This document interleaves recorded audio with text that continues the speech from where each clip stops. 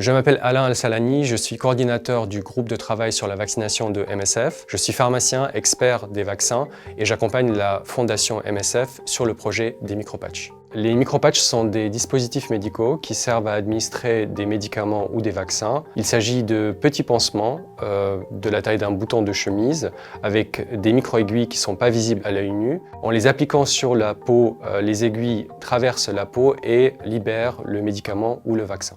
Aujourd'hui, MSF est surtout intéressé par les micropatchs qui contiennent le vaccin contre la rougeole et qui sont aujourd'hui en cours de développement. Suite à l'intérêt exprimé par nos opérations, pour ces patchs, la Fondation, avec notre partenaire Epicentre, a répondu à un appel à projet de l'OMS pour étudier le potentiel de ces patchs en République démocratique du Congo.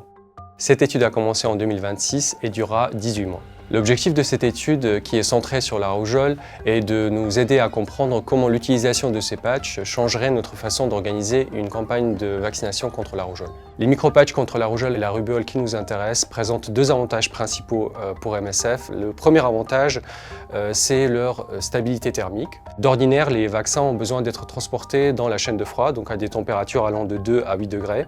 Il faut comprendre qu'une campagne de vaccination contre la rougeole, aujourd'hui, requiert la mise en place d'une chaîne de froid du fabricant jusqu'au patient. Pour les dernières étapes, on sort les vaccins des frigos, on les met dans des glacières avec des ice packs. Ceci vient avec un certain nombre de contraintes logistiques et de ressources humaines qui rendent ce travail compliqué et qui se traduit par des accès variables à des populations qui vivent dans des contextes difficiles d'accès et donc des couvertures vaccinales moindres pour ces populations. Les micropatchs vont nous permettre donc de supprimer cette dernière étape en les sortant des frigos et en les transportant sans chaîne de froid à des températures inférieures à 40 degrés pendant une durée de 5 à 7 jours. Le deuxième avantage est lié aux ressources humaines. La vaccination avec les patchs peut se faire avec des agents de santé communautaire. On n'a donc pas besoin de personnel de santé hautement qualifié, ce qui est très appréciable dans des contextes où l'accès à ce type d'expertise est rare. On espère que les micropatchs vont permettre d'atteindre des populations jusqu'à aujourd'hui sous-vaccinées.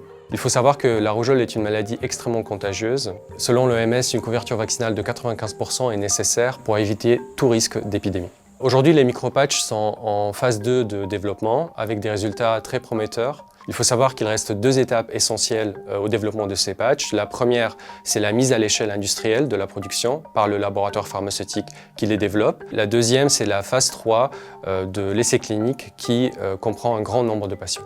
On espère que les micropatchs rougeole-rubéole seront mis sur le marché d'ici 2030.